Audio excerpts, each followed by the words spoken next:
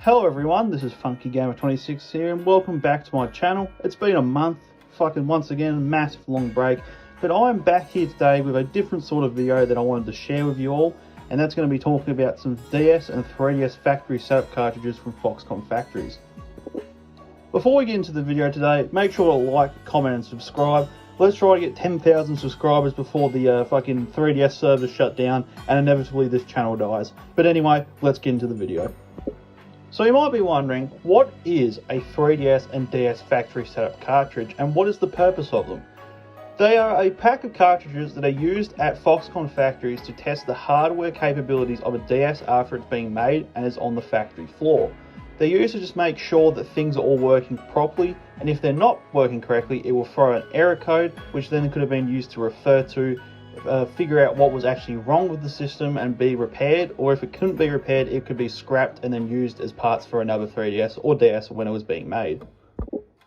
There are multiple of these cartridges and each serve a different purpose. They also come in different shapes and sizes as well. Some actually are a lot bigger than normal 3DS cartridges and some aren't. Some of them are the normal size, most of them are nearly double the size if not more, and the same goes for the DS ones as well. Some are more rare than others, but I have a quick assortment which I'll go through now. So here is my assortment of cartridges that have come from Foxconn factories. On the left here, as you can see, these are my DS and 3DS ones that actually have contents. On the other side here, these cartridges here actually don't have any contents at all. So on the left here, you can see we've got these big cartridges which are grey and yellow. You can see they're much bigger than a normal cartridge.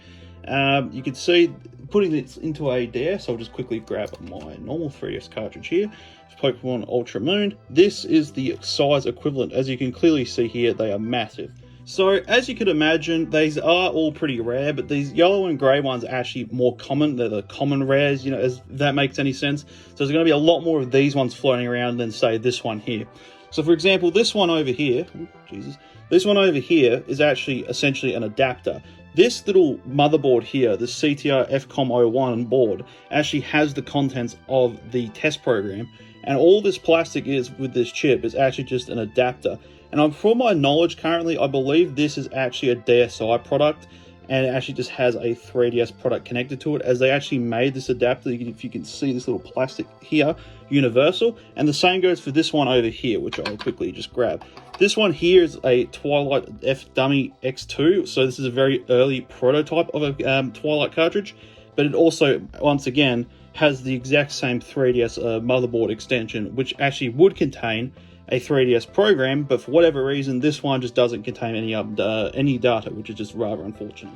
Another common thing with this cartridge is, unfortunately, are damage as well. As you can see with this cartridge here I've got, this one's just got fucking tape on it. It's literally got a taped label on it because these cartridges got inserted into thousands upon thousands of DSs and 3DSs. So as you can see, someone at Foxconn factories has just typed out what the actual cartridge is, the version, an asset number tag, and they've just put a bit of tape on it. As you can see up the top here, because the tape residue, it's pretty crusty, isn't it? And then you got cartridges like this. As you can see, this one is actually, believe it or not, a very decent quality cartridge of this type. I have not found many that actually have a good label, but as you can see here, flipping the cartridge around, it's got an asset number that's worn off, but as you can clearly see here, that little rake there has been broken. Those obviously don't affect it because the cartridge slot is obviously perfectly in line on all DSs unless you somehow manage to bend it. However, as you can clearly see, some of these cartridges have got a beating over time, and most of them are pretty far worn out. Now you've got the rundown of it, let's go and actually have a look at some of these cartridges. So here I've now flipped over to my DS, and I'm going to actually put this cartridge in. I'm going to see what pops up. So now I've got test program. Obviously you can see Nintendo Co. Limited down the bottom. Now it looks like the application doesn't have a banner, but believe it or not, it actually does. There's some formatting problem or something with the banner which refuses it to actually load on the DS. As for the reason why, I do believe it is known and is online, but honestly I cannot remember at this time. But anyway, let's get into this program here and show you what's going on. So here we have the Zan SlidePad 4.0, which was the cartridge from before. The other one I was holding was a different one, but now I'm going to show you how this one works. Basically, this is just a functionality test to see if your SlidePad actually works correctly. So we're going to actually do it right now. We'll see if I actually fail. As you can see here, you go around 3 times, and I've just passed the test. And that's all these tests usually are. Some of them are manual, some of them are automatic, but this one here, as you could clearly see, it just tested to make sure to see if the slide pad actually worked properly. Pressing A, we get back into the test, and this time I'm going to fail it just to show you what actually happened. As you can see here, it's failed, and you can see that result fail, the total fail, and actually that code there in red is actually the error code that they can use to see what is wrong with it, with the message saying exceeded the allowed values. What more happened is I just didn't spin the circle pad fast enough for it to actually register in time, which is why the test failed. Pressing the B button gets you back to a main menu here. If you hold start when opening the program, you'll just go straight to this menu. But we're not going to go through everything today because there's too much to go through. But I want to show you this checker menu here because you can actually check the production log of every single test that's ever been done on a 3DS and what time. So as you can see, here my CPU board was checked in 2011. I don't believe these dates to be accurate. I really doubt these dates to be truly accurate because this is a new 3DS XL. I don't think they were made in fucking 2011. So you see here, these were tested in 2014. Flip the page over. As you can see here, we've got all the other tests. They're all fine. You got some other information here, the pre-install. And as you see, here's the slide pad ones that I did just before. As you can see here, this bottom one right down the bottom, this is the one that I just did, and this is the one that just failed with the error code next to it. Something else that's interesting about this cartridge too, however, is if you actually have it actually plugged into your 3DS and turn the console on whilst it's plugged in, instead of actually booting into the menu, you'll actually boot the cartridge contents first. As you can clearly see, it will load up. You can see the grey screen here. Should be booting as we speak, and there you go, straight into the slide pad test. Now it's time to go through a DS cartridge. So I've got, as you can't see unfortunately, but I do have NTR Agging, which is DS Agging cartridge. So we're just going to put this in here and show you the icon. As you can see here, blank icon with no image whatsoever.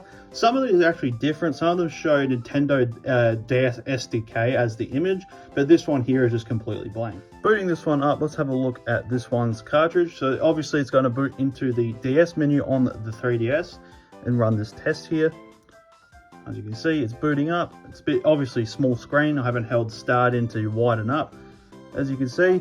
And this shit fucking failed. It didn't even try. So there you go. Apparently I failed the test. I didn't even start the test. And that's that. There you go. Beautiful. Okay, this time I'm going to hold start and open it up just so I can bypass the test, just so it's also on full screen too. No, it's actually small screen now. Interesting. Let's see if it bypasses it this time.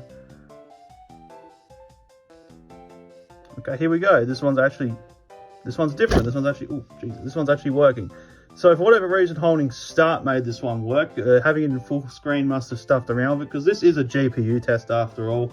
So it could have figured anything out. So as you can see here, it's going to flick through a bunch of different renders, and it's going to just obviously check to see if the graphics is working on the console. So this one's pretty straightforward. As you can see, there's also one for the 3DS as well, which uses some of the recycled polygons and stuff, but also uses some new ones.